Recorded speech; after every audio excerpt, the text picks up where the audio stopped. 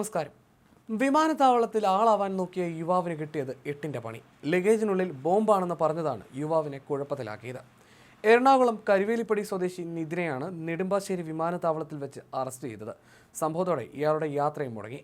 ഇന്നലെ രാത്രി 8:15 air India വിമാനത്തിൽ പോകാനെത്തിയ ഇയാളുടെ ലഗേജിൽ എന്തൊക്കെയുണ്ടെന്ന് സുരക്ഷാ പരിശോധനയ്ക്കിടെ ജീവനക്കാർ ആവർത്തിച്ച് ചോദിച്ചത് ഇഷ്ടപ്പെടാതെയാണ് യുവാവ് ബോംബുണ്ടെന്ന് മറുപടി നൽകിയത്. തുടർന്ന് ജീവനക്കാർ റിപ്പോർട്ട് ചെയ്തതനുസരിച്ച് ഇയാളുടെ ബാഗേജ് തുറന്ന് പരിശോധിച്ചു. യാത്ര നിഷേധിച്ച ശേഷം ഇയാളെ നെടുമ്പാശ്ശേരി പോലീസിന് കൈമാറുകയായിരുന്നു. കഴിഞ്ഞ മാസവും ഇത്തരത്തിൽ സമാനമായ ഒരു സംഭവം ഉണ്ടായിരുന്നു. അതും നെടുമ്പാശ്ശേരി വിമാനത്താവളത്തിലായിരുന്നു സംഭവിച്ചത്. പരിശോധനയ്ക്കിടെ ബാഗേജിൽ എന്താണെന്ന് ചോദിച്ചപ്പോൾ ബോംബെന്നായിരുന്നു കോഴിക്കോട് സ്വദേശിയായ യുവാവും മറുപടി നൽകിയത്.